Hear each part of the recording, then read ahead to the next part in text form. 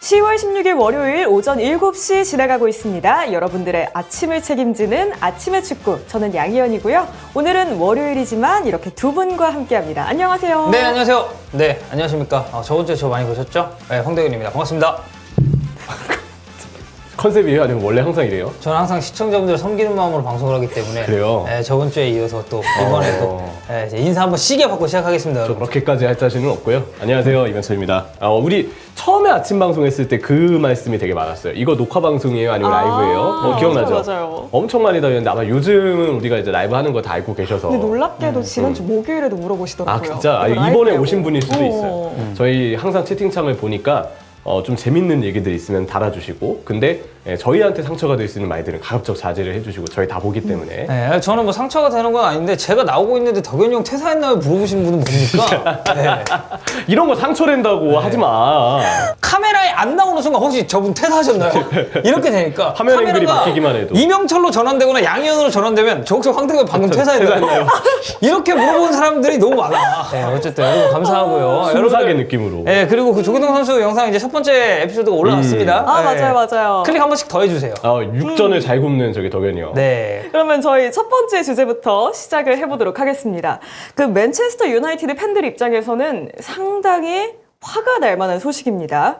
오랫동안 나왔던 이야기이죠. 카타르 자본이 맨체스터 유나이티드를 인수한다. 이게 지난 여름에 이적 시장에 인수가 결정이 날 것으로 보였었는데 지난 주말에 이야기가 나왔습니다. 결국 카타르 자본이 인수를 포기했다는 소식이요. 카타르 측은 맨유 인수를 두고 기존 맨유 구단주인 글레이저 측과 추가 논의를 했는데 그 결과 거절당하고 결국 전면 백지화됐습니다. 상황이. 아무래도 좀 안타깝습니다. 맨체스터 유나이티드 팬분들은 인수 길어지는 동안에도 팬분들이 버텼던 원동력은 그래도 언젠간 되겠지라는 일종의 희망이었어요. 근데 그 희망이 결국은 깨지고만 지난 주말에 소식이 됐고요.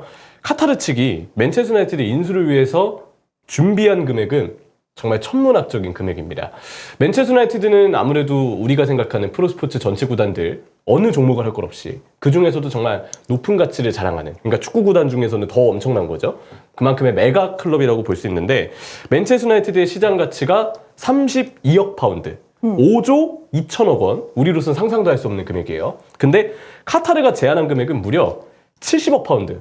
이게 우리나라 돈으로 11조 원까지 띱니다. 이 11조 원이라는 게 우리 인수하는 걸로 11조 원 낼 게요가 아니고 인수도 하고 구단 빚도 갚고 팀에서 필요로 하는 모든 걸 우리가 다 해주겠습니다 해서 다 준비한 금액이 11조 원이라고 생각하면 돼요. 네. 근데 그 제안을 글레이저 측에서 거절을 했습니다. 그러면서 이 인수사가는 최종적으로 무산이 됐죠. 사실 금액적으로 뭐 의견이 안 맞아서 인수가 무산이 됐다 하면 저희가 당연히 납득을 할 텐데 오히려 더 시장 가치보다 더 쳐줬는데 인수가 무산된 거잖아요. 그래서 사실 이제 팬들 입장에서는 되게 실망감이 이제 클 수밖에 없겠죠. 왜냐면 앞서서 이제 형철이가 자세하게 설명을 해줬지만 이 카타르 측이 제시한 금액인 11조 원가량 되는 이 돈이 단순하게 구단 인수뿐만이 아니라 그 투자적인 측면에 굉장히 많이 들어갔단 말이에요. 그래서 사실 이제 여기서 지금 얘기를 한 게 조건 없이 맨체스터 유나이티드가 가지고 있는 이 부채를 청산을 하고 네. 그리고 무조건적인 투자를 약속을 했습니다. 이 두 가지가 붙는 순간 사실 이제 그 팀을 응원하는 팬들 입장에서는 야, 부채를 탕감을 해주는데 여기에 추가적으로 무조건적으로 투자도 해준다 하더라.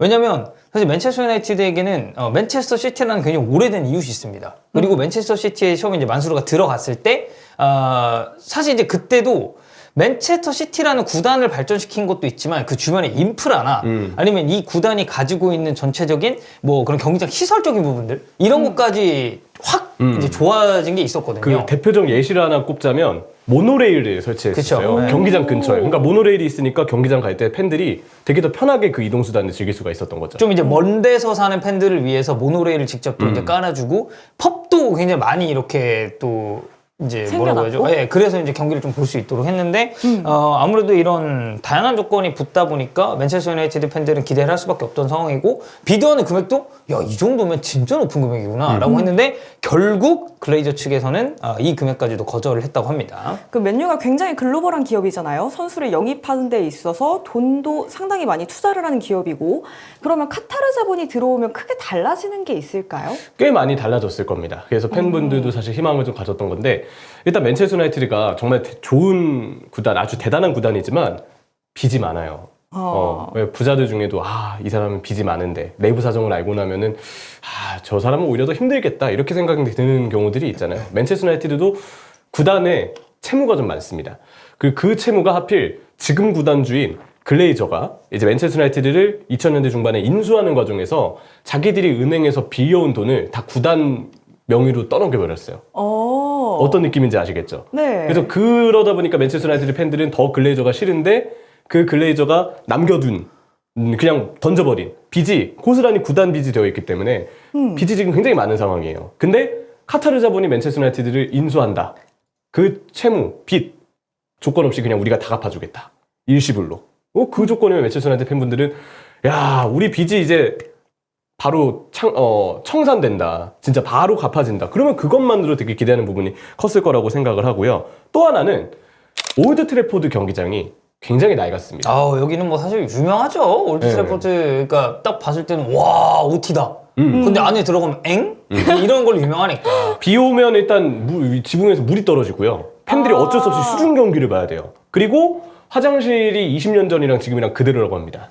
그래서 들어보니까 네. 어떻게 보면 이제 남자 화장실을 기준으로 말씀드리면 그 소변기가 보통 이제 분리가 돼 있잖아요. 원래는. 근데 그게 이제 하나로 그냥 쭉 이어져 있어서. 근데 저 어렸을 때 그런 화장실이 있었거든요.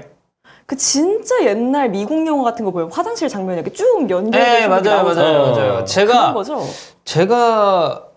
고등학교 1학년 때 이제 중국으로 수학여행을 갔다 왔는데 그때 이제 제가 청도를 갔거든요. 이제 칭다오. 네. 오. 근데 그때 제가 화장실을 처음에 보고 좀 충격을 받았습니다. 그런 다 같이 이렇게 서서 이제 싸는.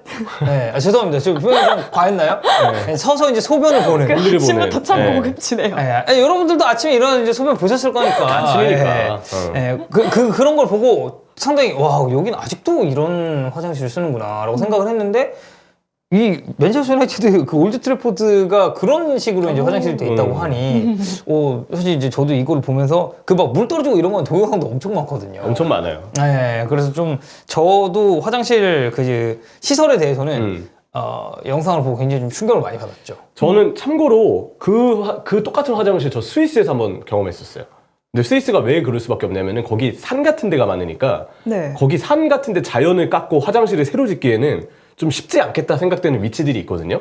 거기는 진짜 좀 옛날식 화장실이 그대로 있더라고요. 그게 아까 이렇게 연결되어 있는 그 화장실이 있잖아요. 약간 네. 그런 느낌의 화장실들을 저는 스위스에서 경험했는데 근데 실내 시설이 아직 이러기는 쉽지 않거든요. 근데 올드 트래포드가 그렇다는 거예요. 팬들이 그러다 보니까 더 답답한 거고 또 하나는 만수르가 그랬던 것처럼 카타르 자본도 후연시설 보강, 지역사회 재생 프로젝트 투자 다 해주겠다. 부담빚도 갚아주는데 후연시설부터 지역사회 재생 프로젝트까지 다 해주겠다고 하니까 맨체스터 유나이티드 팬분들은 오 믿습니다 카타르 이렇게 생각을 할 수밖에 없었던 거죠.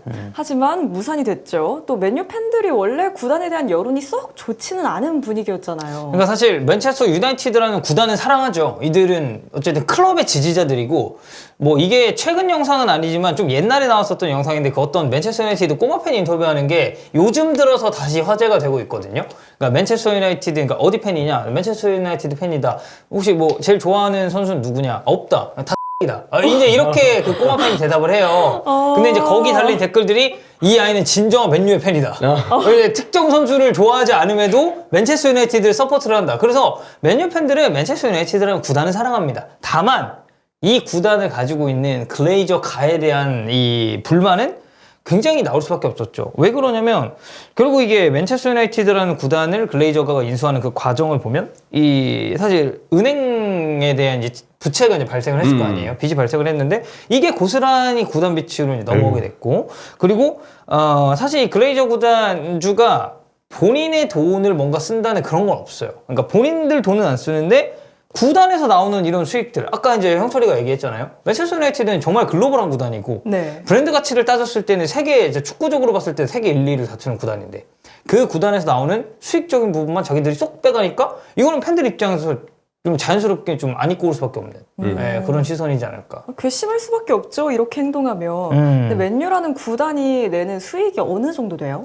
그리고 저도 이 수익에 대해서는 조금 이제 알아봤는데 2021, 2022 시즌을 기준으로 했을 때 이때 그 글로벌 회계 그리고 컨설팅을 하는 업체인 딜로이트라는 곳이 있습니다. 여기서 2021, 2022 시즌 기준으로 이 구단의 수익을 이제 발표를 좀 했었는데 이때 맨체스터 유나이티드가 6억 8,900만 유로 이게 지금 환율로 따지면 한화 9,810억 정도가 나온다고 하더라고요. 네, 그래서 이 정도 이제 수익이 있는데 그 수익 관련해서 이제 글레이저가가 어쨌든 본인 돈 투자 없이 계속 이제 꿀꺽. 좀 입속만 채우고 있으니 팬들 입장에서는 당연히 이 부분에 대해서 불만이 나올 수밖에 없는 상황이다. 다른 팀 구단들은 구단주가 팀이 너무 사랑해가지고 자기 돈까지 써가면서 선수도 사줘, 감독도 좋은 사람 선임해줘, 되게 좋은 어떤 수뇌부들을 해마다 데려와가지고 프로젝트를 만들어줘. 맨체스터 유나이티드는 팬분들이 봤을 때 글레이저는 자기 돈도 안 쓰고 지갑 열어줘 그랬는데 지갑 열 생각은 안 하고 나 지갑 놓고 왔어 이러면서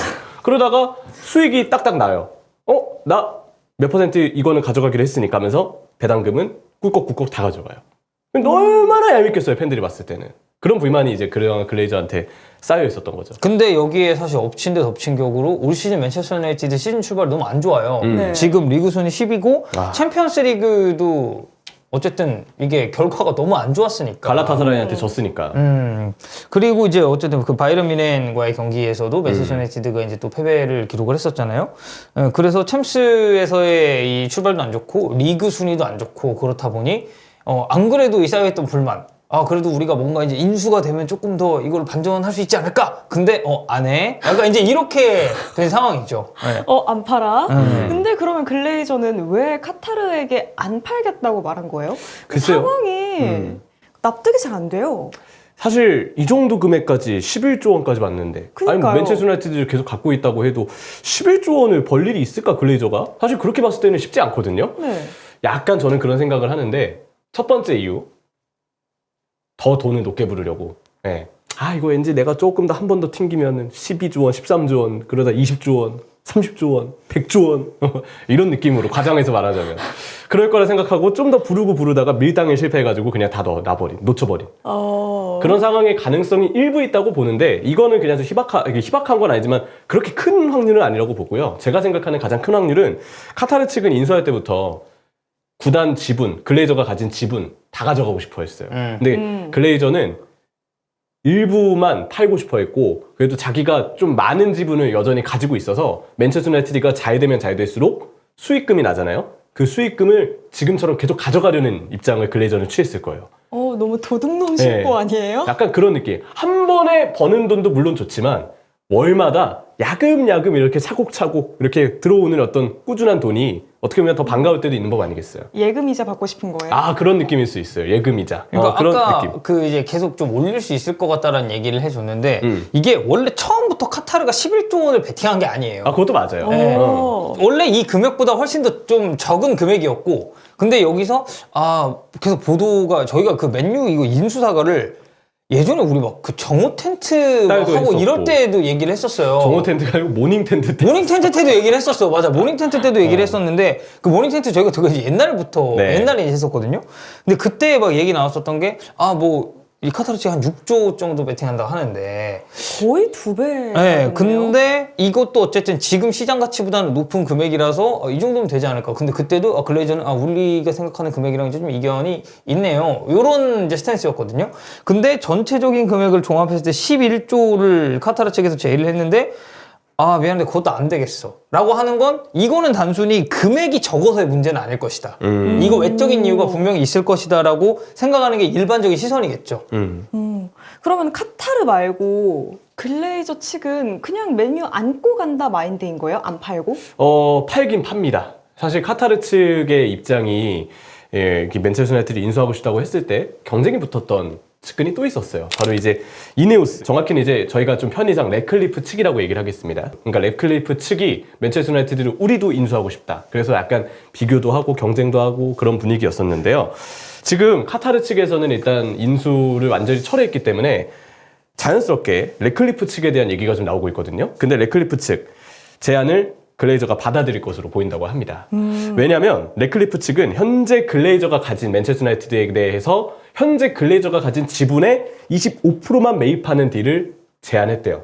이게 어떤 느낌이겠어요? 그러니까 글레이저가 가지고 있는 지분에 일단 그대로 남겨두되 그 중에서 25%만 가져오겠다. 그러면 글레이저가 갖고 있는 지분은 여전히 남아있는 거니까 그 지분대로의 수익을 월마다 연금 타듯이 따박따박 받고 땡겨갈 수 있는 거거든요. 그러니까 글레이저는 원하는 거 다 하고, 래클리프는 뭐 일단 인수하고 25%를 매입하면서 현재 이 딜이 상당한 진전이 있는 상황이라고 합니다. 카타르는 거절하고 그럼 래클리프는 받아들이는 게 25% 받으려고? 그쵸? 그러니까 그 이상의 의미는 없는 거겠죠? 맨유에 대한 본인의 지분을 결국 유지를 하고 싶은 거죠. 그렇죠, 맞아. 그러니까 이게 어쨌든 그 해당 지분에 대해서만 이제 딱 매각을 했을 때는, 그러니까 글레이저가 가지고 있는 지분이 25% 매입 얘기가 나왔잖아요. 그럼 이제 사실 글레이저 입장에서는 래클리프가 그런 이제 경영적인 부분을 어느 정도 담당을 해줄 거란 말이죠. 근데 이러면 이제 래클리프가 경영을 하고 글레이저는 기존에 이제 어째 지분이 남은 게 있으니 여기서 나는 수익에 대한 권리는 있는 거거든요. 왜냐면 본인이 지분을 가지고 있으니까. 네. 그래서 이제 그냥 정말 쉽게 말하면 이제 일 좀 편하게 하는 거죠.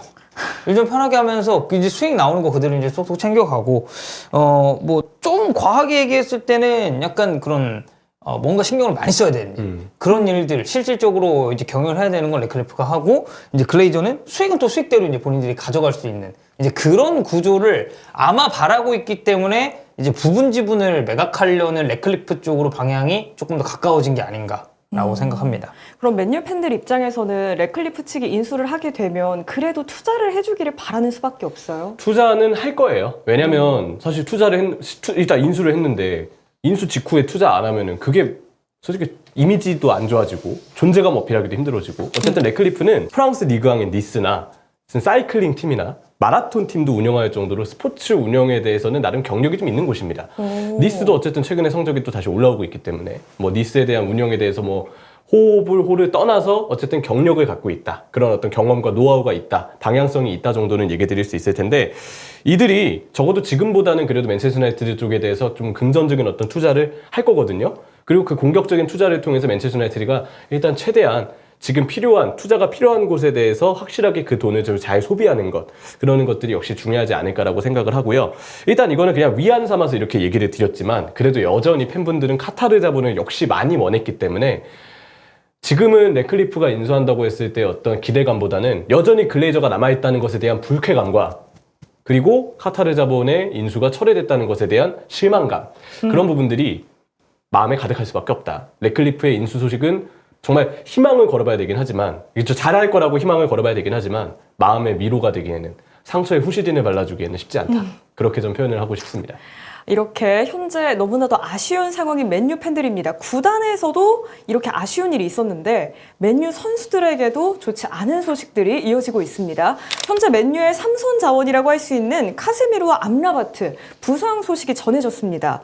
현재 카세미로가 A매치 브라질 대표팀에 차출돼서 베네수엘라전 선발 출전을 했었는데 그 경기에서 발목을 다친 듯한 모습이 확인이 됐습니다. 네, 지금 우측 발목을 약간 접질려서 좀 심하게 부어있는 상황이라고 이제 하죠. 그래서 이게 경기 중에 통증을 느끼긴 했는데 이걸 참고 또 카세미로가 계속 뛰었다고 해요. 그러다가 이제 79분쯤에 이게 너무 이제 참다 안 되다 보니까 직접 교체를 본인이 요청을 했고, 이게 딱 봤을 때 이게 뭔가 가벼운 부상은 아닌 것 같다라는 그런 얘기가 있었습니다.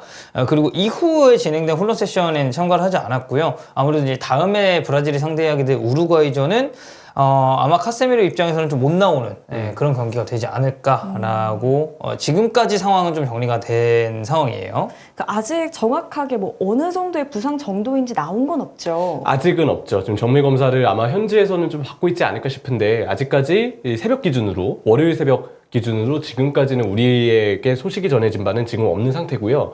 채팅창에도 이런 반응들이 있지만 정말 맨체스터 유나이티드 올 시즌 그 어느 팀보다도 마가 많이 낀 것 같아요. 계속 부상이 끊이질 않고 있는데 팬분들도 야 어떻게 이러냐 싶을 정도로 마음이 지금 지칠 수밖에 없거든요. 여기 아까까지 계속 말씀드렸던 그 인수 문제까지 포함을 해서 참 마음고생이 많을 수밖에 없는 그런 시기를 좀 보내고 있습니다. 정말 굿이라도 해야 되는 게 아닐까 그런 생각 들 것 같아요. 그렇죠. 근데 만약에 발목이 부었다고 했잖아요. 인대라고 만약에 가정을 해보면 발목 인대는 생각보다 회복 기간이 길거든요. 그 발목 부었다는 것 자체가 지금 되게 좀 걱정이 많이 되기 때문에 이 부상이 부디 크지 않기를 그냥 제발 단순 타박에 그쳤기를 현재로서는 좀 바라야 되는 상황인 거죠. 저희 오빠가 발목 인대를 한번 다친 적이 있거든요. 네. 그러니까 꽤 오래 걸리더라고요. 한 달 이상 정도? 그런데 이제 선수들 같은 경우에는 아무래도 이 분들은 몸이 재산이잖아요. 네. 결국에는 본인의 몸 관리를 못하면 선수로서의 커리어가 일찍 마감될 수도 있는 거고 그러다 보니까 조금 더 이제 관리가 필요한 상황인데 또 이제 카세미로가 사실 또 이제 어린 나이가 아니라서 그러니까 우리가 흔히 맞아요. 얘기하는 그런 유망주들 나이가 아니라 회복 속도에 있어서도 약간 더딜 가능성도 있어요. 이거는 뭐 그냥 저희가 이제 일반적인 케이스를 놓고 이제 설명을 하는 거니까. 그래서 아까 이제 형철이 얘기했었던 것처럼 결정이 만약 길어지면 물론 이제 카세미로 최근 폼이 안 좋은 건 사실이지만 뭐 삼선에 쓸 자원 자체가 없는 상황이 맨체스터 유나이티드가 벌어졌을 때 이거는 말씀해 주셨잖아요. 지금 팀적으로도 뭔가 인수사가 때문에 시끌시끌한데 선수도 이렇게 계속 쓰러진다? 그러면 이제 올 시즌은 이제 막 첼시도 되게 부상자 많아가지고 막 윙백 둘 다 없고 해서 근데 뭐 쿠쿠렐라 막 우측 쓰고 이제 이런 경기들이 맞아요, 있었던 맞아요. 것처럼 네. 지금 맨체스터 유나이티드 입장에서도 이 카세미루가 좀 차지했었던 그런 부분을 좀 어떻게 메울까를 좀 고민을 해봐야겠죠. 그 발목은 사실 저도 발목에 대한 고질병이 좀 있어요. 가까운 사람들은 저와 가까운 사람들 좀 아는 소식인데 제가 런닝 예전에 엄청 많이 하다가 발목에 한 번 고질병 있고 나서부터 원인을 잘 못 잡는데 계속 많이 뛰면은 발등 오른쪽 그 새끼발가락의 그 위쪽에 발등 쪽 있죠? 그쪽이 되게 통증이 진하게 와서 아예 걷지 못하는 상황이 좀 되거든요. 근데 이게 늘 꾸준하게 일정 거리 이상을 뛰면 오는데 아직까지 치료가 안 돼요. 그래서 저도 그게 너무 궁금해가지고 발목 관련해서 막 알아보고 제가 알고 있는 선에서 선수들한테도 발목 다쳤을 때 어떠냐 이런 거 물어보고 했는데 그때 전해 들었던 얘기가 선수들도 발목이 다치면 되게 고질병이 되는 경우들이 은근히 많다고 하더라고요. 특히 선수들은 생각보다 부상 정도를 안고 뛰는 선수들이 되게 많아요. 뛰는 선수들 사실 100% 몸 상태인 선수들은 거의 드물다고 봐야 되거든요. 다 안고 뛰는데 발목 쪽 통증이 한 번 오게 되면 그게 계속 그 이어지는 그 통증이 있어서 선수한테 되게 많은 어려움을 준다고 하더라고요. 뭐 저처럼 런닝하지 못하는 사람한테도 발목은 이런 어떤 애로사항을 주는데 선수한테는 오죽할까. 좀 그런 느낌을 좀 많이 받았습니다. 그 채팅창에서 이제 그 덕현 씨는 저 사실에 대해 이제 알았나요라고 물어보시는데 저는 당연히 알 수밖에 없는 게 이거 아시는 분은 아시는데 예전에 맞아. 형철이가 지금 김포로 이제 이사를 갔는데 네. 예전에는 그 강서구에 쪽 살 때. 되게 가까이 살았었거든요. 근데 그때 제가 이제 한강으로 런닝을 좀 많이 갔었어요. 저도. 그래서 이제 운동을 하고 있는데 저 멀리서 레알 마드리드 유니폼 입은 사람이 엄청 열심히 뛰어오는 거야. 그래갖고 이빨을 흘리면서 그래서 나는 이제 그걸 보면서 그냥 와, 저 사람이 진짜 뼛속까지 할라 마드리드인가 보다. 진짜 마드리디스타인가? 레알 유니폼을 입고 저렇게 런닝을 하네. 그 검정색이에요. 근데 어웨이였어. 네. 참고로 그러고 이제 짭이었습니다. 참 이제 엄청난 레알 팬인가 보다 하고 가는데 가까이 오니까 이명철이야. 그 달려오는 애가. 그래서 내가 먼저 형철이를 보고 형철이가 그 다음 나를 보고 둘이 하고 하이파이브 인사도 하고. 안 해. 그냥 하이파이브 하고 갈 길 갔어. 그때. 멈추지도 않았어. 네.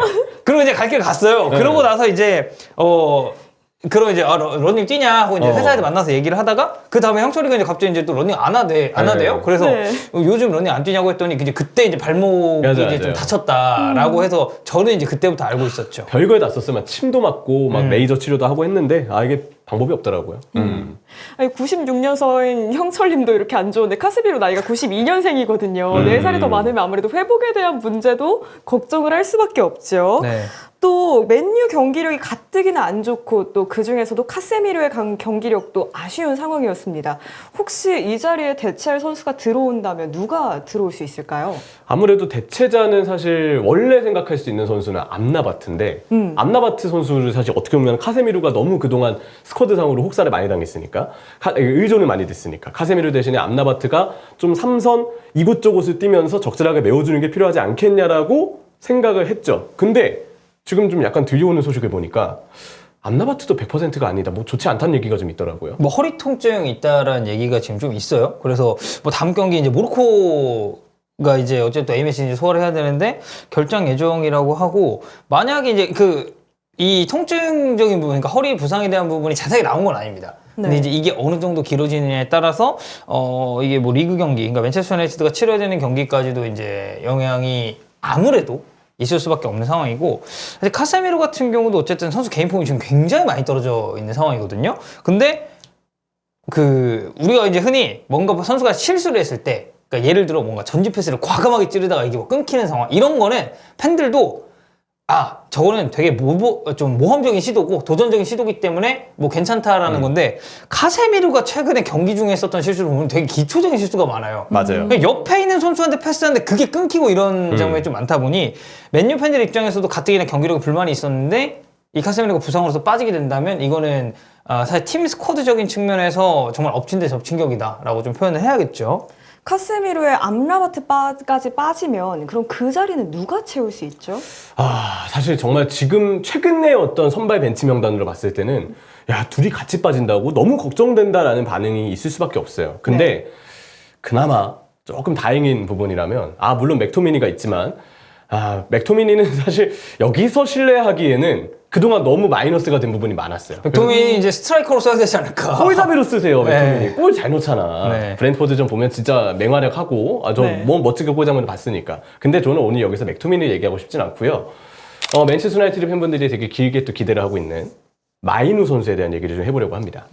마이누 선수가 프리시즌 기간 동안에 이미 맨체스터 유나이티드 그리고 테나우 감독한테 야, 참 잘한다 이런 평가를 좀 받았었는데, 저도 이 선수를 보면서 놀랐던 게 2005년생 18살 아주 그냥 온몸이 싱싱할 나이인데 그렇잖아요. 싱싱할 나이인데 그죠. 빌드업 할 때 패스 주고받을 때 위치를 진짜 노련하게 잘 잡고 오른쪽 뒤에서 볼 잡아주면서 그 당시 오른쪽 측면 수비수였던 완비사카가 전진할 수 있게 보조해주는 역할, 그리고 패스 구질이 괜찮아요. 그리고 원래 마이누 선수 예전에 저도 중계 준비하면서 23세 이하 팀 하이라이트 보고 막 그랬을 때 처음엔 저 포그바 같은 스타일이라고 생각을 했어요. 좋은 의미의 포그바. 근데 포그바보다는 약간 더 아래 위치를 뛰면서 그 자리에서 기본기도 좋고 패스도 잘 주고 테나 감독이 원하는 빌드업을 좀 잘 조립해주는 선수. 아무래도 어리다 보니까 아직 그 피지컬, 경합 이런 부분은 좀 변수가 되긴 하지만 가능성을 봤다는 점에서 지금 당장 카스미르도 암라바트도 없다? 그러면 마이누한테 기회가 좀 가야 되지 않을까. 그리고 정말 다행히도 프리시즌 그렇게 잘하다가 시즌 개막 얼마 안 돼서 갑자기 한 2달 반 정도 부상을 당했거든요. 이제 돌아온다고 합니다. 마이누 선수가 잘해줘서 일단 폼 떨어진 카세미로 허리 쪽이 좀 아프다고 하는 암라바트 이쪽에 부담을 덜어주는 게 필요할 것 같습니다. 나이가 05년생.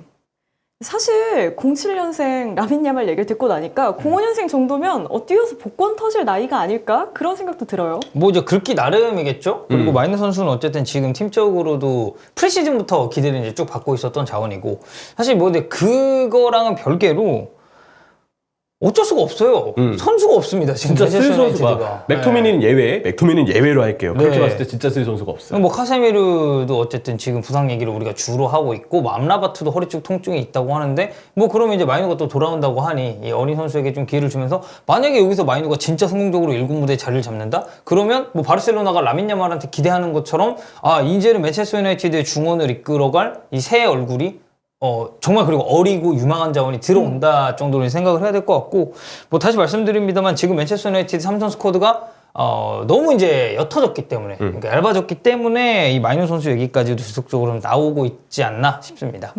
카세미루 선수 현재 폼이 현저히 떨어져 있는 상황이고 부상까지 겹쳤습니다. 혹시나 복귀하고 난 뒤에는 그래도 차라리 쉬고 온 다음에 경기력이 올라올 수도 있잖아요. 저는 일단 믿어보고 싶어요. 카세미로라는 선수를 원래 좀 좋아하기도 하고 되게 잘하는 선수고 그 자리에 있어서 사실 표본과도 같은 선수잖아요. 근데 브라질 국적에 약간 나이가 이제 좀 차오르는 상황에서 갑자기 한 시즌 만에 뚝 떨어지는 폼이 나왔다? 저는 연상되는 선수가 있어요. 누구죠? 맨체스터 유나이티드의 라이벌 팀이긴 하지만 저한텐 가까운 리버풀의 이제 파비뉴. 전 선수죠. 파비뉴 생각이 납니다. 파비뉴가 이제 지난 시즌 아마 우리가 아침에 축구를 1년 일찍 시작했으면 우리 4개씩 그 5개씩 주제를 뽑잖아요. 네네. 하나씩은 항상 제가 파비뉴를 까는 시간이 있었을 수도 있어요. 그 정도로 지난 시즌 파비뉴가 진짜 안 좋았는데 올 시즌 카세미르를 보면서 무조건 그 선수와 이 파비뉴를 카세미르와 파비뉴를 동일시할 수는 없겠지만 뭔가 모르게 좀 불길한 그런 생각이 좀 들어요. 왜 하필 이 자리에 또 이 선수가 이렇게 뚝 떨어질까? 같이 또 브라질 국적이네. 파비뉴의 사례를 봤기 때문에 회복된다는 거, 돌아온다는 거 확실히 쉽지는 않고요. 저는 카세미르가 떨어진 거는 정말 안타까운 상황이지만 전술적으로 카세미르를 조금 조정해줘서 폼 떨어진 선수 폼 올라올 때까지 비나이다 하는 것보단 환경을 잘 조성해줘서 이 선수의 부담, 이 선수의 비중을 좀 줄여주는 방식으로 가는 게 전 맞다고 보거든요. 우리 그런 식의 조정을 구단과 테나 감독이 잘해줘야 되는 게 필요하지 않을까. 이렇게 얘기를 좀 마치고 싶습니다. 네, 이렇게 맨유의 소식 연달아 2가지 정리해봤습니다. 3번째 주제로 넘어갑니다. 현재 이탈리아 선수들의 도박 스캔들 이야기가 나오고 있습니다. 그 시작은 유벤투스의 파지올리 선수였죠. 이번에는 프리미어리그로 무대를 옮겨서 토날리와 차니올로 도박에 대한 이야기가 나오고 있습니다. 시작을 한번 살펴보면 유벤투스의 파지올리 선수가 불법 온라인 플랫폼에서 베팅한 혐의를 받고 있고 또 토리노 검찰청이 이를 수사하고 있는 상황이죠. 또 프리미어리그에서 뛰고 있는 선수들한테까지 도박 혐의가 확인이 되고 있고요. 일단은 파지올리가 좀 거의 뭐 중독에 가까운 상황이라고 하죠. 그래서 이게 뭐 도박 중독이라는 게 뭐 제가 뭐 주변에 패가망신하신 분이 있는 건 아니지만 네. 워낙에 이제 언론 보도를 많이 접했고 단순히 이제 이런 스포츠 스타들뿐만이 아니라 이제 우리가 일상에서 만날 수 있는 사람들도 도박 중독에 걸렸을 때는 진짜 이게 헤어나기가 힘들다라는 얘기를 많이 듣다 보니 이 파지올리도 가벼운 상황은 아니다라고 생각이 좀 드는데 일단 뭐 언론 보도를 쭉 살펴봤을 때는 지금 도박으로 인해서 생긴 부채가 한 100만 유로 정도가 된다고 해요. 우리가 하도 지금 이적료 관련해가지고 100만 유로는 그냥 뭐 헐값이네 이런 얘기를 해서 그렇지 이 100만 유로가 하나로 환산하면 한 14억 된단 말이에요. 네. 그러니까 이게 적은 금액이 아닙니다. 엄청나죠. 14억 원입니다. 14억 원. 여러분들 타짜 보신 분들 많죠? 그치. 타짜라는 영화에서도 그런 이제 도박에 진짜 중독됐다는 네. 이런 예시들이 꽤 나오잖아요. 시리즈별로 뭐 이제 좀 다르겠지만. 그래서 이게 뭐 주급이 뭐 그러니까 주급을 뭐 많이 받고 적게 받고의 문제가 아니라 그냥 이거 자체에 중독됐다는 게 지금 파지올로를 비롯한 이 선수들에게는 좀 굉장히 큰 이제 문제가 아닐까 싶습니다. 그 토날리와 차니올로도 도박에 연루됐다는 이야기가 나왔어요. 그렇죠. 지금 이제 뉴캐슬 유나이티드의 토날리 그리고 아스톤 빌라에서 뛰고 있는 차니올로 두 선수 모두 이탈리아 국적의 선수들이죠. 당연히 네. 파지올리 선수도 이탈리아 국적의 선수입니다. 그래서 지금 이 도박 스캔들은 이탈리아 축구 선수들 위주로 일단 지금 이 스캔들이 좀 이어지고 있는 상황이고요. 토날리가 차니올로도 마찬가지고 이탈리아 대표팀에 차출이 됐다가 이 도박 스캔들 때문에 조사를 받고 이탈리아 대표팀에서도 지금 혐의가 입증된 건 아니지만 이 선수들이 이 선수들이 일단 지금 이 상황에서 대표팀 스케줄을 소화하기에는 상태가 쉽지 않을 것 같다. 그래서 대표팀에서는 이 선수들이 하차를 하게 됐습니다. 바로 이제 팀을 좀 떠나게 됐고 최근 보도에 따르면 토날리는 도박 중독 치료를 받겠다는 얘기를 하면서 눈물을 흘렸다고 하고요. 왜냐면 중독이라는 게 나도 모르는 새 거기에 빠져드는 거기 때문에 사실 이것도 어떻게 보면 심리적으로 치료가 필요한 부분이거든요. 네. 토날리가 그걸 좀 늦게 깨달았는지 이 보도에 따르면 좀 울면서 이제 도박 중독 치료를 받겠다 이런 얘기를 했다고 하고 차니올로는 이건 좀 나쁜 행동이에요. 불법 도박장을 만든 혐의를 받고 있답니다. 도박장을 만들어서 지금 딱 토날리랑 차니올로는 자기들 입장에서는 본인들이 포커와 블랙잭만 했다고 주장을 하고 있어요. 제가 네. 저는 사실 잘 몰라서 이 두 게임이 뭔지는 잘 모르겠지만 포커 블랙잭만 했다고 주장하고 있고 그런데 수사관에 따르면 이 토날리와 차니올로는 축구 경기 심지어 자기 팀 경기에까지 도박한 혐의를 일단은 받고 있다고 합니다. 그러니까 이게 어쨌든 유죄가 확정된 건 아니에요. 그러니까 혐의를 네네. 받고 있는 혐의예요, 거고 혐의. 조사 중이라는 건데 만약에 진짜 이 자기 팀 경기에 이런 식으로 도박을 하면서 뭔가를 불법적으로 베팅했다라는 게 유죄로 딱 판결이 나면 이거는 진짜 큰 문제예요. 말도 그러니까- 안 되는 거죠. 그러니까 불법 배팅을 했다는 것도 굉장히 많은 질타를 지금 받고 있잖아요. 이게 이제 만약 혐의가 입증이 된다고 가정을 했을 때는. 근데 자기 팀 경기에 도박을 한 건 이건 어떻게 보면 승부에 직접적인 영향을 미칠 수 있는 그런 행동들을 할 수 있는 선수들이잖아요. 왜냐면 우리 팀인데. 그리고 내가 그 경기를 뛰는데 경기를 뛰는 와중에 내가 어떤 행동을 하냐에 따라서 경기 결과나 과정에 아주 중대한 영향을 미칠 수 있는데 그 경기에 불법적으로 베팅을 해가지고 뭔가 이익을 챙겼다? 거듭 말씀드리지만 이건 아직까지 혐의이기 때문에 우리가 상황을 좀 지켜봐야 되긴 하겠지만 여러모로 이번 스캔들 역시도 일파만파로 좀 커지고 있는 상황이다라고 볼 수가 있겠습니다. 저희가 도박하면 아침에 축구에서도 왜 브렌트포드의 아이반 토니에 대해서 몇 번 다뤘었잖아요. 네. 그 반년이 넘는 기간 동안 200회가 넘게 도박을 했었죠. 이 선수가. 맞아요. 그 결과 반년 이상 출장 정지를 받았었는데 네. 이 다른 두 선수도 이 정도의 징계가 나올 확률이 높을까요? 그러면 아무래도 좀 징계는 이보다 더할 가능성도 있겠죠. 특히 도박장을 만약에 만들었다는 게 드러난다면 그거는 와. 연 단위로 저는 더 올라가야 될 징계가 아닌가라고 생각을 좀 하고 있고요. 아이반 토니 선수는 8개월 정도의 이제 징계가 내려져서 다음 연도죠. 2024년 1월 중순이 되어야 실전 경기를 뛸 수 있습니다. 그런 것처럼 긴 출장 정지 시간이 아마 이 선수들에게 주어지지 않을까 생각을 하고요. 사실 선수들도 선수들인데 이번 여름에 이 선수들을 품은 뉴캐슬 유나이티드와 아스톤 빌라가 더 문제죠. 날벼락입니다. 당연히 이 선수들, 특히 뉴캐슬은 토날리를 어쨌든 돈을 주고 데려온 선수고 빌라의 경우는 물론 임대긴 하지만 어쨌든 시즌 플랜에 이 선수들이 있는 거잖아요. 근데 새로 데려왔는데 일단 2달 정도 지금 활용하고 그 이후 시간은 다 출장 정지 때문에 징계를 받아야 될 위기에 처했기 때문에 이거는 팀들 입장에서 오히려 더 날벼락인 상황이 되는 거죠. 네, 추후의 진행 상황 저희와 함께 확인하시죠. 저희 네 번째 주제로 넘어갑니다. 황희찬 선수와 관련된 이야기예요. 프리미어 리그에서 골 전환율 1위를 차지했다. 이런 기사가 나왔습니다. 그런데 사실 득점 1위다라는 거는 확 와닿지만 이 골 전환율 1위다라고 하면 네. 이건 어떤 수치지? 라는 생각이 들거든요. 이거 제가 아까 중계 들어가기 전에 잠깐 휴대폰을 보면서 연합뉴스 TV를 잠깐 틀었는데 거기에 이 표현이 있더라고요. 슈팅 성공률. 이렇게 바꿔서 쓰던데 전 그걸 보고 맞다. 이 표현이 참 좋다. 이거 골 전환율이라고 하면 사실 좀 헷갈리잖아요. 슈팅 네. 성공률이라고 생각하시면 돼요. 자, 여러분 슈팅이 성공하면 뭐죠? 골이죠. 그러니까 슈팅 성공률은 이 골 전환율과 의미가 같은 거라고 보시면 됩니다. 골 전환율도 슈팅 대비 골로 전환된 비율이 어느 정도냐를 말하는 건데 이거는 그러니까 쉽게 얘기하면 슈팅 성공률이라고 보시면 되고요. 결정력이 얼마나 높은지 나타내는 지표라고 보시면 됩니다. 저희 지금 좌측 보시면 이쪽이네요. 표가 나오고 있죠. 1등부터 5등까지 확인하실 수 있는데 첫 번째로 먼저 황희찬 선수, 두 번째로는 이삭, 세 번째 선수 손흥민 선수, 4위가 엘링 홀란, 5위가 제로드 보엔. 야, 5명 중에 2명이 한국인이에요. 그러네요. 그 황희찬 선수는 지금 41.7%잖아요. 네. 두 번 차면 하나는 들어간다. 유일하게 이제 40%를 넘은 선수가 됐고 말씀해 주셨듯이 또 대한민국 국가대표팀 선수들의 활약이 눈에 띄죠.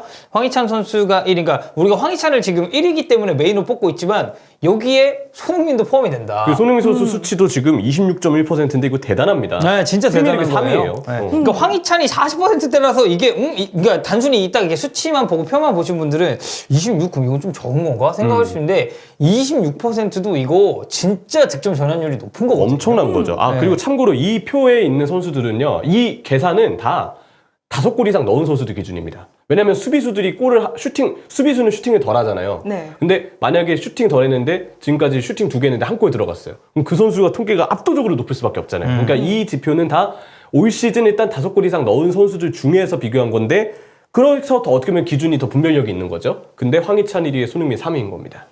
그래서 이거 보면 황희찬 선수가 지금 리그에서 총 슈팅이 12개인데 이 중 5개가 득점으로 연결됐고 기대 득점이라는 얘기를 저희가 또 많이 하죠. 기대 득점은 1.2. 그러니까 원래였으면 한 골 내지는 뭐 한 2골 정도 넣었어야 되는 그런 상황인데 황희찬 선수는 이제 5골을 넣었다라는 얘기가 되는 거고 손흥민 선수는 황희찬 선수에 비해서 슈팅이 한 2배 정도 많습니다. 23개인데 6개의 득점을 올렸고 손흥민 선수도 기대 득점이 3.2. 그러니까 손흥민 선수는 뭐 한 3골 정도? 근데 그것보다 딱 2배의 수치를 지금 기록을 했다는 거예요. 그러니까 황희찬 선수도 그렇고 손흥민 선수도 그렇고 이 실제로 터트린 골이 기대 득점에 비해서 굉장히 높다라고 좀 이야기를 해야 될 것 같고요. 참고로 말씀드리면 골 대비해서 기대 득점이 낮을수록 어려운 기회에서 그 선수가 골을 좀 잘 넣었다라는 뜻이 됩니다. 그러니까 결국 지금 황희찬 선수나 손흥민 선수가 리그에서 보여주고 있는 이런 퍼포먼스나 득점 관련된 기록들은 너무나도 대단한 수치고 너무나도 좀 뿌듯하고 자랑스럽다라고 이야기를 할 수가 있겠죠.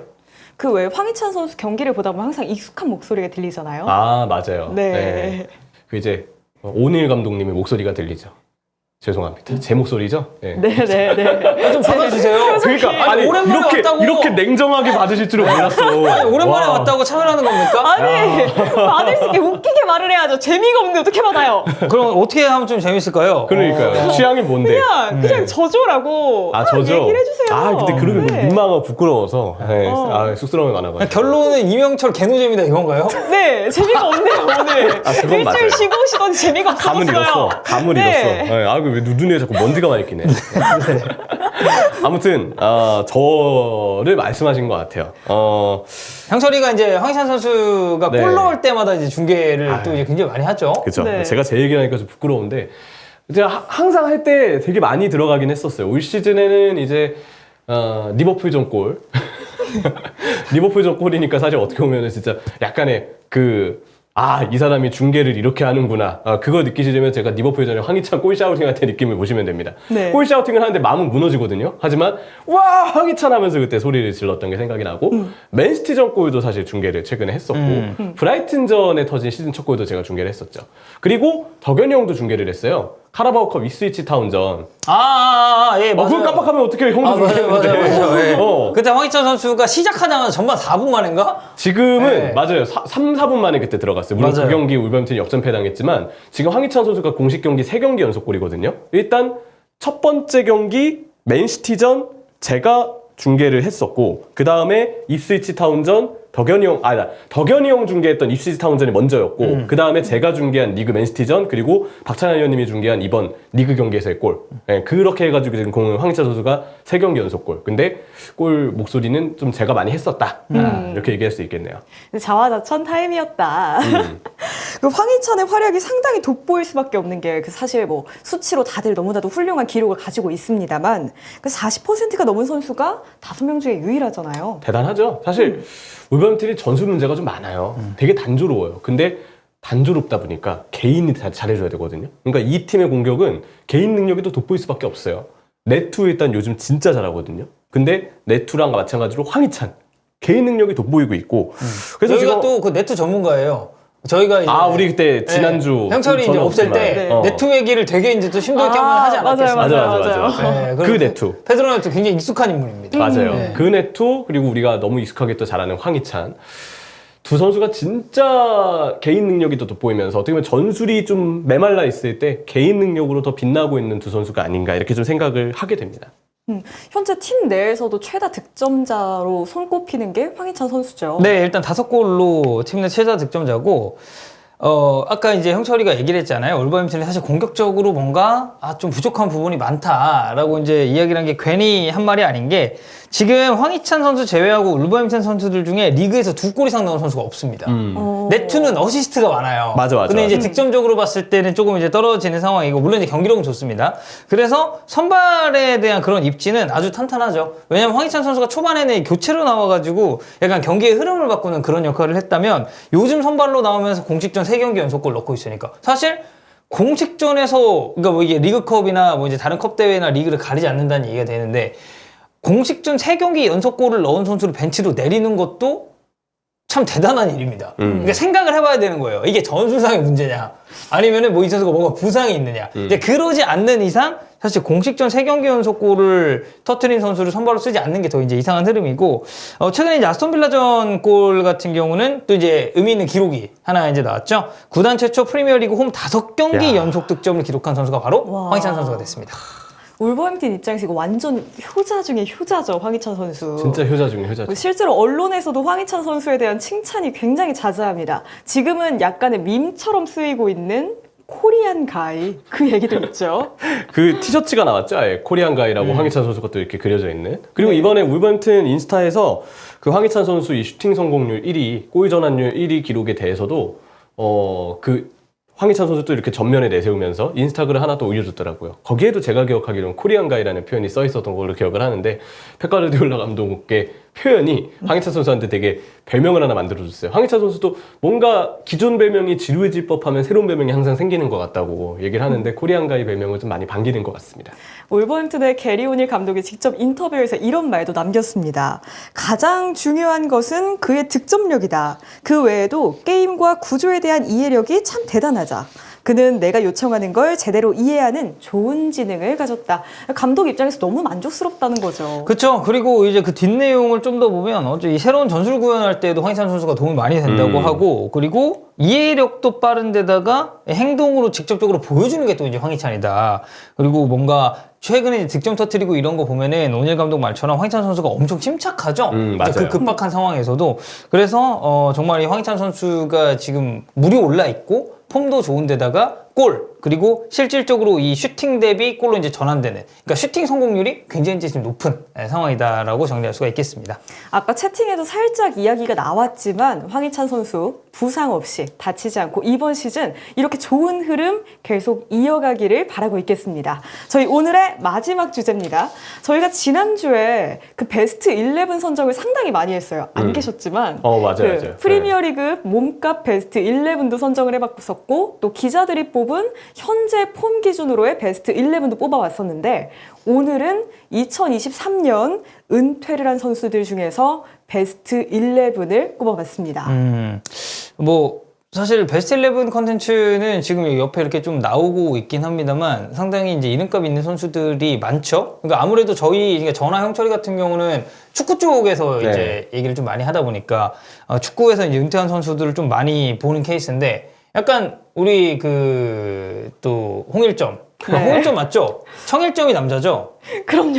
예. 뭘 헷갈리고 계신 거죠, 아니, 지금?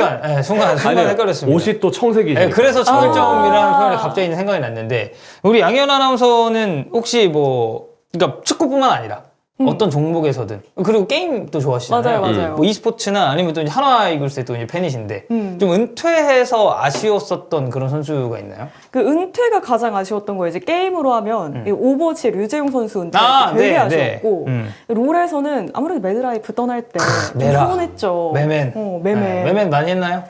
매맨을 보고 이제 불치를 했다가 서포터는 나의 길이 아니구나 바로 깨달았죠.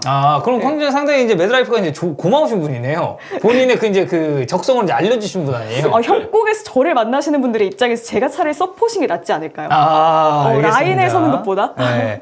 뭐 어쨌든 이제 그렇게 은퇴했을 때 좀 아쉬운 케이스들이 이제 있는 것처럼, 뭐 저나 형철이도 이제 좋아했었던 선수들이 이제 은퇴하고 이러면 그럼요. 좀 뭔가 감회가 새로워지는 그런 느낌이 좀 있다 보니까 아직도 잊을 수 없는 기아 이종범 은퇴식. 네, 저는 기아 타이거즈 엄청 송골 팬이니까. 송골은 아니지, 광주 사람은 아니어서. 근데 부모님이 광주 전라도여서 그 이종범 은퇴를 보고 되게 좀 슬펐던. 네, 지금도 지금 잊을 수 없는 그 순간도 좀 생각이 많이 나요. 선수들의 은퇴는 항상 아쉽기 마련이죠. 축구 팬분들도 너무나도 슬프다 이런 반응들이 나오고 있다고 합니다. 함께 살펴보겠습니다. 4-2-3-1 포메이션이고요. 먼저 골키퍼 부폰, 브로살리코, 미란다, 고딘, 헥토어, 파브레가스, 다비드 실바, 베일, 웨질, 아자르, 질라탄 이렇게 11명입니다. 지금 이 선수들의 이름만 쭉 불러봐도 너무나도 대단한 레전드 선수들이거든요. 대단하죠. 사실 뭐 수비 미란다 고딘이면 아니죠, 아틀레티코 마드리드에서 정말 딱 그 조합인데. 딱 좋은 호흡을 보여줬던 선수들이고, 요나스 헥토어입니다. 이 헥토어 선수는 예전에 이제 왼쪽 풀백, 사실 클롭 감독이 앤디 로버슨을 영입하기 전에 요나스 헥토어 선수에게도 뭐 관심이 있었다는 얘기들이 들려왔을 정도로 꽤 핫했던 왼쪽 풀백이자 멀티 자원이고, 시메브르 살리코 선수는 사실 많이 안타깝죠. 부상이 말년에 너무 많았기 때문에. 아틀레티코 선수들이 맞네. 수비 라인에는 3명이나 있네. 이렇게 맞네요. 보니까. 그리고 이제 뭐 누구나 알 법한 짠루이지 부폰, 은퇴를 좀 하게 됐고, 미드필더의 파브레가스, 실바, 웨질, 그리고 공격의 아자르, 질라탄, 베일 다 기술 좋고 아주 뭔가 개성 넘치는 그런 선수들이라고 저는 좀 일컫고 싶습니다. 네, 한번 채팅에도 이야기가 나왔었는데 이 선수들 이렇게 보기만 해도 벌써 무섭다 이런 얘기 나오고 있거든요. 만약에 이렇게 11명의 선수들이 함께 경기를 뛰었다면 그래도 어느 정도 성적이 괜찮게 나오지 않았을까요? 이 정도면 지금 이제 이들이 너무 나이가 많이 들어서 그렇지 한창 때로 생각해 보세요. 프리미어리그 킹이 있어요, 아자르. 그리고 프리미어리그 라리가 통틀어서 도움 정말 많이 기록했던 외질이 있고요. 어느 리그를 가도 씹어먹었던 리그에선 씹어먹었던 질라탄이 있고요. 라리가에서 최고의 방어 벽을 자랑했던 미란다 고딘이 있고요. 스페인 월드컵 우승 멤버인 다비드 실바 파브레가스가 있고요. 골프왕 베일이 있습니다. 밸런스는 완성이에요, 진짜로. 근데 이제 그건 있겠죠. 리그는 힘들어요. 그러니까 이게 뭔가 단기 토너먼트면 왜 이 선수 나이가 많으니까 이게 장기적으로 봤을 때는 좀 힘들 수 있는데 뭔가 단기 토너먼트에서 이제 이런 팀들이 나오면 그래도 이제 관록의 힘으로 뭔가 좀 올라가는 것도 있지 않을까. 뭔가 짬바로 뛰는 경기 느낌. 그런 느낌이죠, 그런 느낌이죠. 뭐 젊은이들 뭐 우리의 짬으로 뭐 해결할 수 있다. 맞아요. 근데 약간 노련함으로도 진짜 이 선수들은 또 승부를 볼 수 있으니까 진짜 환상적인 이 선수들 현역 때 한창 때는 게임으로 따지면 약간 피파 온라인 2에서 피파 온라인 3 때 그 사이에 좀 걸치는 그 선수들인데 아마 많은 분들이 또 해봤던 경험도 많이 있지 않을까 생각을 합니다. 두 분은 이렇게 11명의 선수를 놓고 봤을 때 그 중에서 가장 은퇴가 아쉬운 선수 한 명 꼽아보자면 누구예요? 저는 질라탄. 저 질라탄 엄청 좋아했었어가지고. 그리고 그냥 이 선수 그냥 그런 행동들이 참 이제 멋있는 행동들도 많았고. 그리고 저는 질라탄이라는 선수를 앞서서도 이제 형철이가 잠깐 게임 얘기를 했지만 저 게임에서도 굉장히 좀 애용을 많이 했기 때문에 질라탄 은퇴한다고 했을 때 진짜 저 형님도 가는구나. 미안합니다. 가는구나가 이제 다른 의미가 아니에요. 왜 보내요? 저 형님도 이제 그 축구계에서 떠나가는구나. 선수로서 가는구나. 너무 멀리 보내면 안 돼요. 이제 질라탄 형님도 이제 은퇴를 하시는구나. 좀 그런 생각이 좀 들었었죠. 저한테 가장 아쉬운 선수는요, 37살에 은퇴를 한 다비드 실바. 다비드 실바가 이번에 무릎 부상을 당하고 부상으로 인해서 결국 은퇴를 했는데 사실 지난 시즌까지도 소시에다드에서 굉장히 잘했기 때문에 여전히 보여줄 수 있는 능력들이 있을 거라고도 생각을 하거든요. 그리고 다비드 실바 같은 스타일이 딱 그래요. 신체 능력이 떨어지더라도 너무나도 압도적인 기술과 정말 영리한 지능을 가진 선수이기 때문에 그냥 경기 자체 다르게 만들어줄 수 있는 선수예요. 저도 프리미어리그에서 뛸 때 다비드 실바 되게 좋아했던 기억이 있어서 또 이 부상 때문에 은퇴라는 게 너무 안타까워서 전 여기서 다비드 실바가 가장 안타깝습니다. 이렇게 선수들 면면을 쭉 봤을 때 사실 그 좌우에 있는 윙들 있잖아요. 네. 레알 팬들이 좀 뭔가 저 명단 뭐 하면 안 되네? 라는 생각하실 것 같거든요. 어쩔 수 없어요. 왜냐면 아까 얘기 드렸던 이제 골프왕 베일부터 네. 베일은 사실 그 뭐랄까 골프에 너무 빠져 있는 것과 그 이적률을 기록했는데 잔부상이 너무 많았던 거 그리고 그러다 보니까 팀에 집중하지 못했던 거 이 부분 때문에 그 선수가 한 방이 있었다 결승 때 골을 넣었다 이걸로는 팬들의 마음을 치유할 수 없어요. 만족감을 줄 수 없습니다. 베일은 그래서 그 골프왕이라는 타이틀 레알 마드리드 팬분들이 굉장히 화가 많이 나는 그 어떤 선수가 될 수밖에 없고요.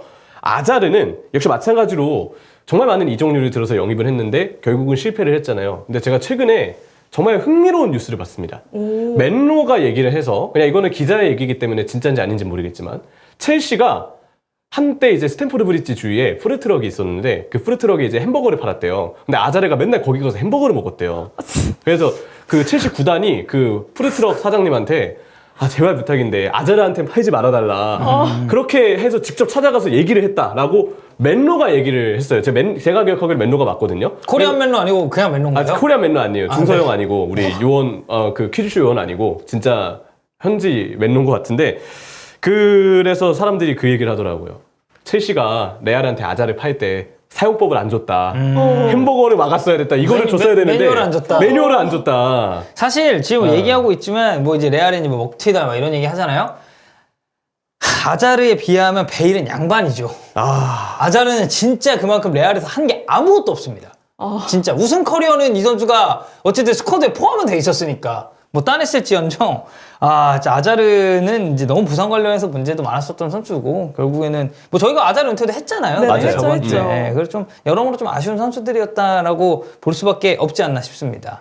이렇게 11인 기준으로 봤을 때 혹시 5대 리그만으로 한정을 해서 그 최다 우승을 한 선수가 있다면 누굴까요? 일단 뭐 가장 먼저 이야기를 해야 되는 건 부폰이죠. 네, 부폰이 세리에 10번 그리고 이제 리그왕 한 번 우승하면서 통산 이제 리그만 이제 11위를 했고. 와. 근데 여기에 이제 필적하는 선수가 질라탄입니다. 질라탄은 리그가 좀 더 다양해요. 세리에 5번, 그리고 라리가 1번, 리그왕 4번.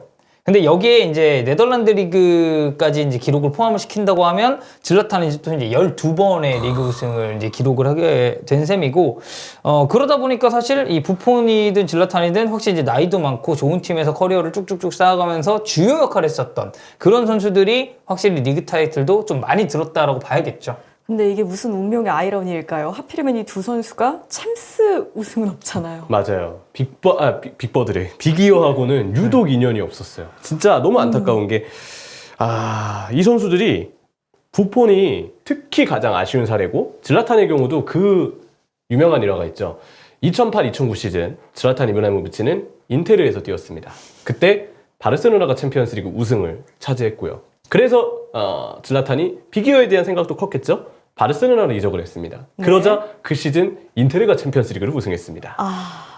그래서 그때 인터 거의 질라탄은 뭐 챔피언스리그를 피해 다닌다 뭐 이런 얘기도 있었으니까. 맞아요. 그리고 참고로 그 시기에 사무엘 에투는 0809 시즌 우승, 챔피언스리그 우승 바르셀로나에서, 그리고 인테르로 가서 0910 시즌 인테르에서 챔피언스리그 우승. 어둠의 질라탄은 에투였던 거예요. 질라탄과 반대, 완전히 반대. 질라탄은 챔스 우승을 피해 다녔는데 에투는 반대로 챔스 우승을 쫓아갔으니까 정반대의 상황이 돼버린 거죠. 자, 그리고 부폰의 경우는 챔피언스리그 준우승만 3번입니다. 2000-2003 시즌, 2014-15 시즌, 2016-17 시즌. 여운이 남을 수밖에 없죠. 너무 아쉬울 것 같아요. 지금 채팅에 인생은 타이밍 얘기 나오고 있는데. 저거 제 좌우명입니다. 오, 네, 인생은 타이밍이다. 타이밍 잘 맞춰 살고 모든 계신가요? 것은 타이밍이다. 저는 굉장히 타이밍 좋게 잘 들어가는 사람이라 마라탕도 딱 시작해서 마라탕 골목 만들고 바로 쓱 빠지고 네. 이런 타이밍. 그리고 뭔가 이제 그리고 또 이제 이직과 관련된 타이밍. 쿠팡 플레이 오케이 가겠습니다. 이렇게 딱 그런 이제 타이밍을 잘 되기 때문에 맞아. 네, 저는 좌우명대로 열심히 살고 있습니다. 어둠의 줄라탄. 네. 어둠의 질라탄. 네. 어둠의 줄라탄 황정현 해설위원 이런 느낌이네요. 그 아까 저희 살짝 뭐 언급을 해주셨지만 중앙 미드필더들 정말 엄청난 선수들인 것 같아요. 네, 대단하죠. 왜냐하면 다비드 실바 파브레가스, 스페인 국적에 누가 봐도 패스, 터치 정말 우아하면서도 어떻게 이렇게 볼을 잘 찰까 쉽게 만드는 유형의 능력 있는 선수들이고요. 메스토 웨질입니다. 가운데 공격형 미드필더가. 웨질 패스 마스터였어요. 저는 이 세 선수를 막 비교하고 막 그거는 굳이 하고 싶지 않고, 이 세 명의 선수 다 각자의 자리에서 교본으로 불리는 선수들인데, 이 세 명의 선수들이 또 공교롭게도 2023년에 같이 은퇴를 하게 되는 그런 그림이 나온 점도 좀 독특한 부분이 아닌가라고 좀 보게 됩니다. 저희 옆에 보시면 지금 서브 선수들도 나와 있거든요. 이 서브 선수들은 그 트랜스퍼 마케트가 선정한 건 아니고 다른 언론사에서 선정한 선수들입니다. 이 선수들도 한번 쭉 보면 호아킨, 루카스 레이바, 아데바요르, 월콧, 요렌테, 보얀 이렇게 있거든요. 네. 엄청난 선수들이죠, 다. 네, 호아킨. 그래도 아직은 호아킨이죠. 네, 그아오의 이제 주인공은 호아킨도 42세예요. 그리고 말 많다. 질라탄이랑 약간 좀 비슷한 느낌은 이 선수도 어쨌든 친정왕인 레알 베티스로 돌아갔어요. 그래서 코파델레이 우승 타이틀을 또 이제 말년에 따내면서 굉장히 좀 의미 있는 은퇴를 이제 하게 됐고. 그리고 뭐 이제 여기서 언급된 사실 루카스 레이바는 이제 또 리버풀 소속이었기 때문에 그쵸. 한소리가 좀 기억이 많겠죠. 살림꾼이었어요. 진짜 열심히 뛰는 선수였어요. 그리고 클롭 감독한테 큰 웃음을 안겨준 선수였습니다. 루카스 레이바가 이제 중거리 슛 한번 찼는데 삑사리가 났어요. 근데 클롭이 자기 팀 선수 보고 이렇게 웃어도 되나 싶을 정도로 벤치에서 팍 하면서 막 웃고 있는 게 잡혀가지고 좀 그것도 얘기거리가 있었던 선수인데, 진짜 열심히 뛰는 선수였어요. 물론 부상이 많았지만 저도 그 루카스 레이바 정이 참 많고, 2017-18 시즌에 리버풀이 이제 로마를 챔피언스리그 준결승 때 만났을 때 당시 라치오에 있던 루카스 레이바가 리버풀 응원하겠다. 그래서 라치오 후위원장을 루카스 레이바가 직접 부탁해서 리버풀한테 빌려주기로 했었던 걸로 알고 있거든요. 사실 뭐 라치오 입장에서도 로마랑 한다고 하니까 무조건 어서 해주겠지. 오세요. 저희가 다 대접해드리겠습니다. 제발 맞아요. 이겨주세요. 뭐 이렇게 네. 이제 하지 않았을까. 팬으로서 좀 잊지 못할 선수, 추억이 되게 많은 선수가 루카스 레이바입니다. 네, 그리고 뭐 아데바요르 전설의 역주행 주인공이고, 종민이 형이 추억이 많죠. 네, 월콧도 이제 우리가 한 이제 만년 유망주다라는 타이틀을 붙였었는데 이제 은퇴를 하게 됐고, 요런테 뭐 사실 우리 축구 보면서 사자왕. 굉장히 많은 네. 분들이 이제 손흥민 선수의 동료로 기억을 맞아요. 하실 거고, 보얀 크르키치도 참 기대도 많이 받았었지만 성인 무대에서는 좀 아쉬웠던 그런 선수로 좀 기억을 하시지 않을까 싶습니다. 많은 축구 팬들에게 약간 향수를 불러일으킬 법한 이름들이네요. 맞아요. 서브 선수들까지 전부. 그래서 참 시간이 많이 흘렀구나, 이렇게 또 지났구나, 이런 거를 이렇게 은퇴 선수들을 보면서 많이 느껴서 좀 많이 슬프기도 합니다. 정말 아쉽지만 또 그만큼 시대가 흐르고 또 다른 좋은 선수들도 많이 네. 등장을 했으니까요. 또 축구를 보는 재미겠죠? 네, 그렇습니다. 네, 저희 오늘 아침의 축구 이렇게 5가지 주제 모두 살펴봤습니다. 오늘 첫 주제로는 맨유 인수를 포기한 카타르 자본, 두 번째로는 맨유 선수들, 카세미로와 암라바트 부상 소식, 세 번째 소식으로는 토나알리와 차니올로 현재 도박 혐의를 받고 있는 것, 또 황희찬 선수가 물오른 경기력 보이고 있는 것, 마지막으로는 2023년 은퇴 베스트 11까지 살펴봤습니다. 월요일 아침의 축구 저희가 준비한 건 여기까지고요. 저희는 내일 아침 7시에 다시 돌아옵니다. 저는 지금까지 양희연이었습니다. 제 양옆에는 황덕현 해설위원 그리고 이명철 해설위원과 함께했습니다. 텀이 걸리면 어떡해요. 자, 참고로 덕현이 형 하나 할 얘기 있는데 내일 베트남전 중계하시죠. 아, 예, 맞습니다. 네. 네. 다음에 덕현이 형 왔을 때 우리가 아침에 축구에서 덕현이 형 대표팀 경기 어땠는지 그런 거 네. 여쭤보면 좋을 것 같고 되게 뿌듯해요 사실. 우리 다 8년 누나 이제 해설위원을 같이 했는데 저는 아시안 게임 결승을 해보고 덕현이 형도 이제 대표팀 경기 중계를 해본다고 하니까 제가 옆에서 보면서 참 저도 많이 뿌듯해지는 그런 순간인 것 같습니다. 네, 제가 요새 그 응우엔 선생님들을 조사를 아주 많이 하고 있거든요. 네, 베트남의 어떻게 보면 가장 흔한 또 이제 상식. 맞아. 네네네. 발음을 잘해야 되니까. 그래서 이제 열심히 또 공부를 하고 네. 있으니까 여러분들 쿠팡 플레이 많이 봐주시고 입중계도 저희 베트남전 많이 사랑해 주셨으면 좋겠습니다. 무엇보다 선풀 많이 달아주세요. 덕현이 형 계속 대표팀 많이 할 수 있게 많이 응원 부탁드리겠습니다. 네, 이렇게 양옆의 대해설들과 함께한 오늘이었습니다. 그럼 내일 오전 7시에 다시 만나요. 안녕.